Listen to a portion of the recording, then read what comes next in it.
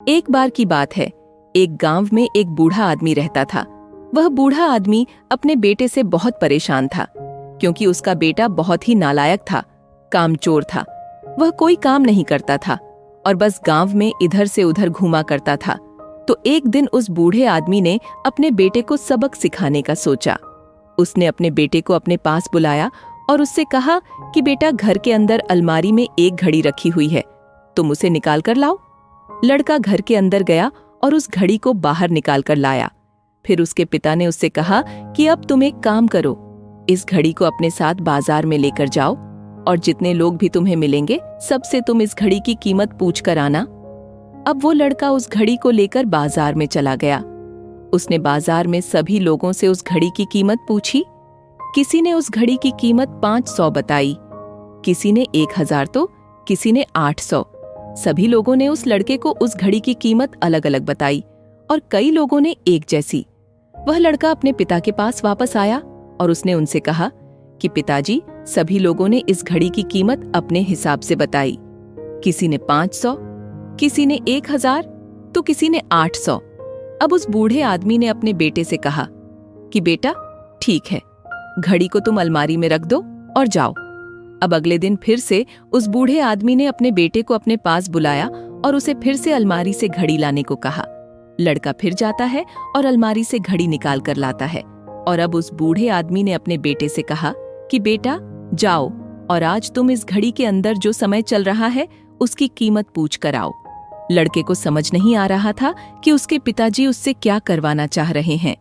वह दुखी मन से फिर से घड़ी को लेकर बाजार में चला जाता है और सभी लोगों से उस घड़ी के अंदर जो समय चल रहा था उसकी कीमत पूछता है। लोगों को लगता है कि इस लड़के की मानसिक स्थिति ठीक नहीं है। कल यह घड़ी की कीमत पूछने आया था और आज समय की। बहुत से लोगों ने उसे भगा दिया और कुछ लोग उस पर हंसने लगे। अब लड़का परेशान हो जाता है और सोचता है कि यह मेरे साथ क्या हो रहा है। तभी वह आखिरी बार एक बूढ़े आदमी की दुकान पर जाता है। वह बूढ़ा आदमी बहुत व्यस्त था। वह लड़के का सवाल सुनते ही समझ गया कि लड़का उससे क्या पूछना चाह रहा है। उस बूढ़े आदमी ने अपना कुछ समय निकालकर लड़के से कहा, बेटा, यह जो समय है ना, जिसकी तुम कीमत पूछ रहे हो, इसकी कोई कीमत नहीं लगा सकता है। तुम करोड़ों रुपए देकर भी अपनी जिंदगी का 1 सेकंड वापस नहीं ला सकते हो। इसीलिए इस टाइम का सही उपयोग करो। टाइम की एक अच्छी बात है और एक बुरी बात है। बुरी बात यह है कि टाइम गुजर जाता है और अच्छी बात यह है कि तुम उसे किन चीजों में गुजारते हो, ये तुम्हारे हाथ में होता है।